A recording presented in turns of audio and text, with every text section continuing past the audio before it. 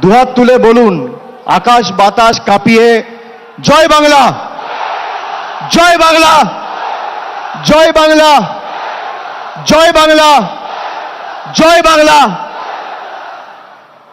আজকের এই 21শে জুলাইয়ের ঐতিহাসিক দিনে কুচবিহার থেকে কাকদ্বীপ, বিভিন্ন জেলা, বিধানসভা, পঞ্চায়েত, শহর, ওয়ার্ড, পুরসভা সহ বাংলার প্রত্যন্ত প্রান্ত থেকে তৃণমূল কংগ্রেসের সর্বস্তরের কর্মী, সমর্থক, নির্বাচিত জনপ্রতিনিধি, সমর্থক, শুভানুধ্যায়ী যারা রোদ ঝড় জলকে উপেক্ষা করে আমাদের এই সমাবেশে সশরীরে উপস্থিত হয়েছেন, আমি সকলকে নতমস্তকে আমার কৃতজ্ঞতা, প্রণাম, অভিনন্দন এবং শ্রদ্ধা জানাচ্ছি।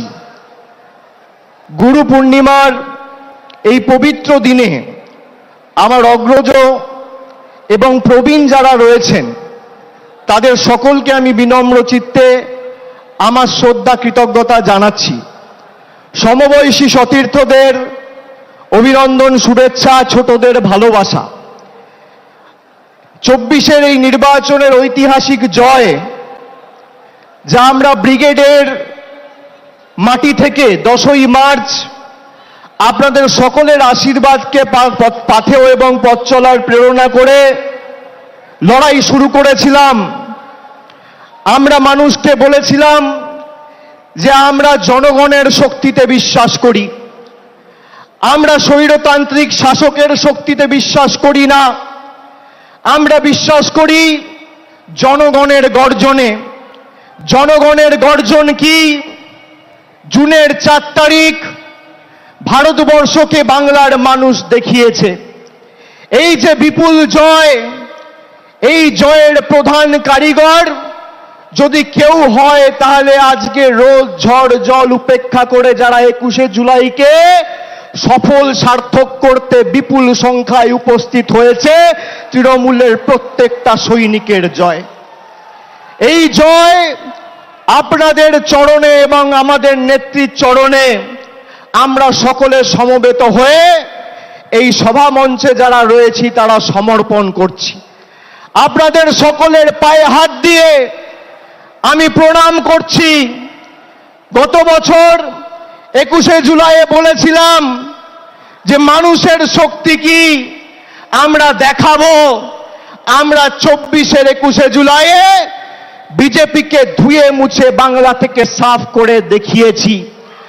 আগামী দিনেও আমাদের প্রস্তুত থাকতে হবে। এই বিপুল জয় বাংলার মানুষের আশীর্বাদ, ভালোবাসা, সমর্থনকে আমাদের হৃদয়ের মণিকোঠাতে রেখে আমাদের আরো বিনম্র, বিনয়ী হতে হবে। আত্মতুষ্টির কোনো জায়গা নেই। বিজেপি এই ধর্মতলায় 2015 সালে সিদ্ধার্থনাথ সিং, অমিত শাহ মিটিং করে বলেছিল, ভাগ মমতা ভাগ, ভাগ তৃণমূল ভাগ। আজকে বিজেপি নামক রাজনৈতিক দলটাকে বাংলার প্রত্যেকটা প্রান্ত থেকে বাংলার মানুষ প্রত্যাখ্যান করে, ভাগিয়ে ঝেঁটিয়ে বিদায় করে ভারতবর্ষে প্রধানমন্ত্রী নরেন্দ্র মোদীকে উচিত শিক্ষা দিয়েছে। এবং এই জয়ের যারা মূল কারিগর, তৃণমূল কংগ্রেসের সমর্থকের সাথে সাথে সমস্ত দেশ জুড়ে, সমগ্র দেশ জুড়ে এক মমতা বন্দ্যোপাধ্যায়, 2 অখিলেশ যাদব। আগামী 10 মিনিটের মধ্যে তারা দুজনেই আমাদের সভা মঞ্চে সশরীরে উপস্থিত হবে। আমি আপনাদের বলছি, আমি খালি আপনাদের বলেছিলাম বুক চিতিয়ে লড়ুন, বাকিটা আমরা লড়াইয়ের ময়দানে বুঝে নেব। বিজেপির নেতারা তৃণমূল কংগ্রেসের সাথে লড়াই না করতে পেরে মানুষকে লাঞ্ছিত, নিপীড়িত, বঞ্চিত, শোষিত, অত্যাচারিত, অবহেলিত করে গরিব মানুষের 100 দিনের টাকা বন্ধ করেছিল। তারা এমনকি এখনো পর্যন্ত 100 দিনের টাকা বন্ধ করে রেখেছে। গরিব মানুষের আবাস, মাথার উপর ছাদের টাকা বাংলার মানুষের বন্ধ করেছে। রাস্তার টাকা বন্ধ করেছে, জলের টাকা বন্ধ করেছে, মিড ডে মিলের টাকা বন্ধ করেছে। আর মানুষ উচিত শিক্ষা দিয়ে তাদের রাজনৈতিক ভবিষ্যৎ বন্ধ করেছে। মানুষকে যারা উচিত শিক্ষা দিতে চেয়েছিল, বাংলার জনগণ তাদের উচিত শিক্ষা দিয়েছে। বিজেপির নেতারা সভা সমিতি করে বিভিন্ন জায়গায় বলেছিল যে তৃণমূল কংগ্রেসের নেতাদের টাইট দেব। এদের কি করে টাইট দিতে হয় আমরা জানি।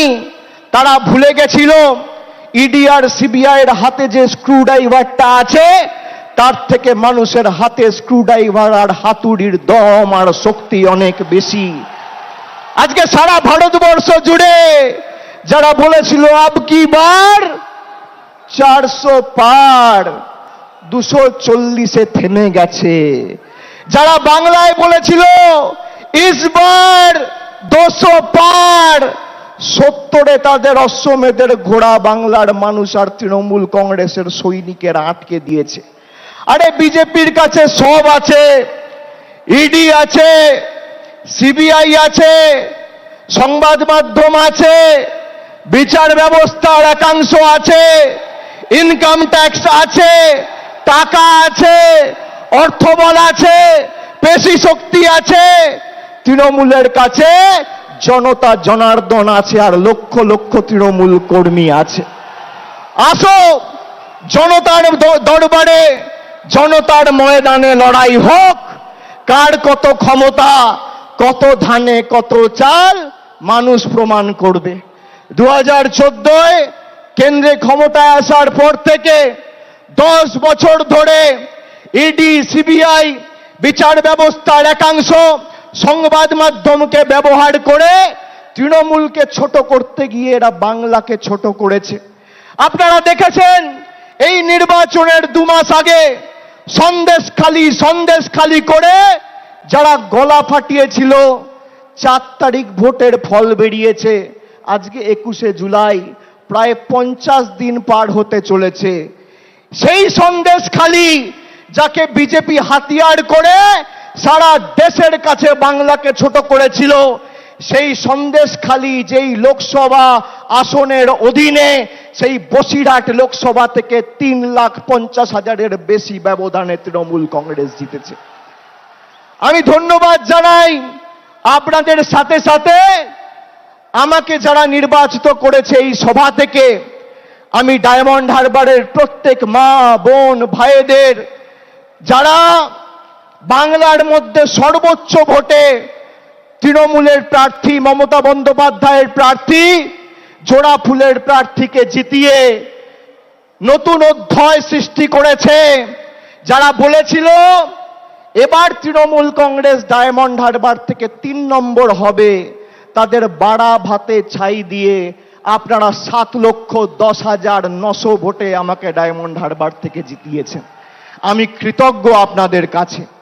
আমি আপনাদের বলতে চাই, এই লড়াই থেকে তৃণমূল কংগ্রেস 1 ছটাক জায়গা থেকে সরে আসেনি এবং 1 ইঞ্চি জমি ছাড়বে না। আগামী দিনের লড়াই আরো বৃহত্তর। আমাদের 26-এর জন্য এখন থেকে প্রস্তুতি নিতে হবে। পুরসভায় যারা দায়িত্বে আছেন, পঞ্চায়েতে যারা দায়িত্বে আছেন, তাদের কর্মীদের কথা ভাবতে হবে, নিজের কথা ভাবলে চলবে না। আমি আপনাদের বলছি, আমি বিভিন্ন জায়গায় পর্যালোচনা বৈঠক করতে নির্বাচনের সময় তার আগে গেছি। আমি বলেছি যে দল কিন্তু ফলের পর কার কি ভূমিকা ছিল সেটা খতিয়ে দেখবে, পর্যালোচনা করে দেখবে। পুরসভার নির্বাচনে আমি পুরসভার কাউন্সিলরের টিকিট পাবো, আমার ওয়ার্ড থেকে আমি জিতবো, আর লোকসভা বিধানসভায় দল প্রত্যাশিত আর আশানুরূপ ফল করবে না, আপনার বিরুদ্ধে দল ব্যবস্থা নেবে, যত বড় নেতার ছত্রছায়ায় আপনি থাকুন। পঞ্চায়েতে আপনি টিকিট পাবেন, আপনি গ্রাম পঞ্চায়েতের প্রধান, উপপ্রধান, আপনি আপনার ভোটে জিতবেন। বিধানসভা লোকসভায় আপনি ভাববেন মমতা ব্যানার্জি এসে একটা মিটিং করবে, অভিষেক ব্যানার্জি এসে একটা মিটিং করবে, প্রার্থী জিতবে। গায়ে গতরে আপনি যে পরিশ্রম আপনার নির্বাচনে করেন, সেই পরিশ্রম প্রত্যেকটা নির্বাচনে করতে হবে। তার কারণ এই লড়াই শুধু মমতা বন্দ্যোপাধ্যায়ের আর তৃণমূল সৈনিকেদের নয়, এটা বাংলার 10 কোটি মানুষের সম্মানের লড়াই। আর যারা ভাবছে যে আমরা আমাদের নির্বাচনে করব আর পার্টির অন্য নির্বাচনে তো পার্টির মতো বুঝে নেবে, আমি এই যে 1-1.5 মাস কোন রাজনৈতিক কর্মসূচিতে আপনারা আমাকে দেখেননি, তার কারণ পর্যালোচনার কাজে আমি ব্যস্ত ছিলাম। আগামী 3 মাসের মধ্যে এর ফল আপনারা দেখবেন। 3 মাসের মধ্যে। আমি এক কথার ছেলে, কথা দিয়ে কথা রাখি।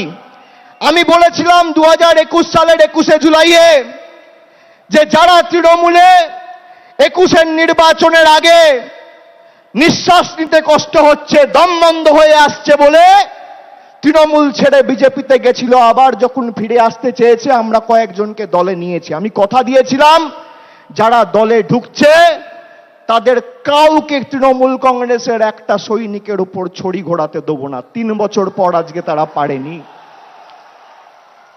আমি আপনাদের বলছি, আমরা যতদিন আছি আপনারা গায়ে গতরে পরিশ্রম করে যেভাবে আপনারা দলকে প্রত্যেকটা নির্বাচনে জয় এনে দিয়েছেন, এই যে কোটি কোটি মানুষ, লক্ষ লক্ষ তৃণমূল কংগ্রেসের সমর্থক কর্মী, বিজেপি টাকা দিয়ে কিনতে পারবে না, যত টাকা থাকুক। আমি আপনাদের বলেছিলাম বুথ পাহারা দিয়ে আগলে রেখে মানুষ যাতে নিজের ভোটটা দিতে পারে, বাংলার প্রতি বৈষম্যের বিরুদ্ধে, বঞ্চনার বিরুদ্ধে, সেটা আপনাদের সুনিশ্চিত করতে হবে। আপনারা করেছেন। আমরা নির্বাচনের সময় কথা দিয়েছিলাম যে দিল্লির দয়া দাক্ষিণ্যে আমরা বেঁচে নেই, কবে দিল্লি বাড়ির জন্য টাকা দেবে আর বাংলার মানুষ বাড়ির টাকা পাবে তার জন্য তৃণমূল কংগ্রেস অপেক্ষা করে নেই। এই বছর 31শে ডিসেম্বরের মধ্যে আবাস প্লাসের তালিকায় যাদের নাম রয়েছে আবাস আর আবাস প্লাসে, সবাইকে বাড়ির টাকা আমাদের মামাটি মানুষের পশ্চিমবঙ্গ সরকার পৌঁছে দেবে। আজও একই কথা বলছি, 31শে ডিসেম্বরের আগে আবাস প্লাসের তালিকায় যাদের নাম রয়েছে সবাইকে তৃণমূলের সরকার বাড়ির টাকা পৌঁছে দেবে। আমরা যারা আমাদের ভোট দিয়েছে তাদের জন্য কাজ করতে বদ্ধপরিকর, আর যারা আমাদের বিরুদ্ধে ভোট দিয়েছে তাদের জন্য কাজ করতে বদ্ধপরিকর। এটাই পার্থক্য। আমরা মানব সেবায় বিশ্বাস করি, আমরা ধর্ম বাড়িতে করি, আমরা মসজিদ, মন্দির, গুরুদ্বারায়, বাড়িতে, পুজোস্থানে, ঠাকুরের ঘরে বসে ধর্ম করি। কিন্তু আমরা যখন মানুষের ভোটে নির্বাচিত, আমাদের কোনো ধর্ম নেই, একটাই ধর্ম, মানব ধর্ম, মানুষকে পরিষেবা দেওয়া। এটাই তৃণমূল আর বিজেপির মধ্যে পার্থক্য।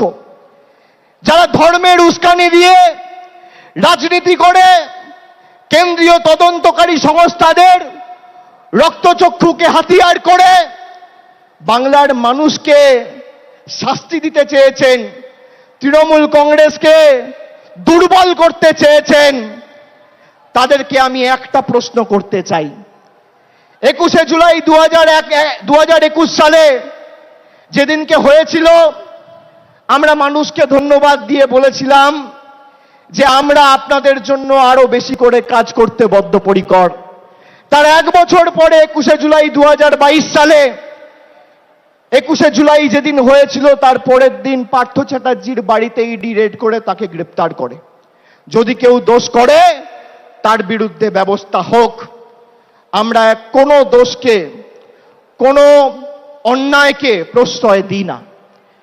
কিন্তু এসএসসি কেলেঙ্কারি বা টেট, তথাকথিত এসএসসি বা টেট কেলেঙ্কারির নাম করে যদি পার্থ চ্যাটার্জির বাড়িতে রেড করে ইডি তাকে গ্রেপ্তার করে, তাহলে স্বাধীন ভারতবর্ষের সর্ববৃহৎ কেলেঙ্কারি নিট কেলেঙ্কারি, সেই নিট কেলেঙ্কারিতে প্রশ্নপত্র ফাঁস হওয়ার কারণে ইডি কেন ধর্মেন্দ্র প্রধানের বাড়িতে রেড করে তাকে অ্যারেস্ট করবে না? কেন এই রাজনৈতিক পক্ষপাত দুষ্ট আচরণ? কেন এই দ্বিচারিতা? আমাদের শপথ নিতে হবে। এবার তো আমরা 29টা আসনে জিতেছি, আর 3টে আসন, একদিকে বালুরঘাট, একদিকে বিষ্ণুপুর, আর একদিকে পুরুলিয়া, 15-16 হাজারের ব্যবধানের নিচে আমরা 3টে আসন হেরেছি। আর রাজ্যসভায় আমাদের 13 জন সাংসদ আছে। তাহলে কত হলো? লোকসভায় 29 আর রাজ্যসভায় 13, 29 আর 13 42। আপনারা গর্বিত হবেন শুনলে, গর্ব অনুভব করবেন। রাজ্যসভা লোকসভা মেলালে ভারতবর্ষের 3য় রাজনৈতিক বৃহত্তর দলের নাম তৃণমূল কংগ্রেস। যারা বলেছিল তৃণমূলকে প্রাক্তন করব, জেলে ঢুকিয়ে দেবো, হাওয়া করে দেবো, সাফ করে দেবো, তারা আজকে নিজেরাই সাফ, নিজেরাই সাফ। আমি আপনাদের বলছি, আমি বারবার যেখানে সভা সমিতি করতে গেছি লোকসভার আগে, আমি বলেছি আমি মানুষের চোখের মুখের ভাষা বুঝি। এই যে বেলা 12টা, এখন কটা বাজে? 1টা। যারা 1টার সময় সভায় আসে, কারোর হাতে ছাতা নেই, কেউ মাথায় গামছা, কেউ রুমাল, কেউ টুপি, মাথায় ঢাকা দিয়ে বৃষ্টি ঝড় জল উপেক্ষা করে যারা আসে, তারা সিদ্ধান্ত নিয়ে আসে যে আজীবন তৃণমূল কংগ্রেসের সাথে থাকবো, বাংলার লড়াইয়ের সাথে থাকবো। তারা বক্তব্য শুনতে আসে না। আমরা ব্রিগেড করেছিলাম 10 দিনের ব্যবধানে। ফেব্রুয়ারির 27 না 28 তারিখ আমরা ঘোষণা করেছিলাম, আর মার্চের 10 তারিখ আমরা ব্রিগেড করেছিলাম। একেবারে 42 জন প্রার্থীর নাম ঘোষণা করেছিলাম। আর বিজেপির তো প্রার্থী ঘোষণা করতেই লেজে গোবরে হতে হয়েছে। আমরা এক জায়গা থেকে 42 জন প্রার্থীকে দাঁড় করিয়ে মানুষের আশীর্বাদ চেয়েছি। আমরা বারে বারে বলেছি আমাদের কোনো দম্ভ ঔদ্ধত্য অহংকার নেই। আমাকে যদি মাথা নত করতে হয়, আমি মানুষের কাছে করব, খেটে খাওয়া শ্রমিকের কাছে করব, ছাত্র যুবর কাছে করব, মায়েদের কাছে করব, বোনেদের কাছে করব, 10 কোটি বঙ্গবাসীর কাছে করব। আমি বিজেপির স্বৈরাচারীদের কাছে মাথা নত করব না।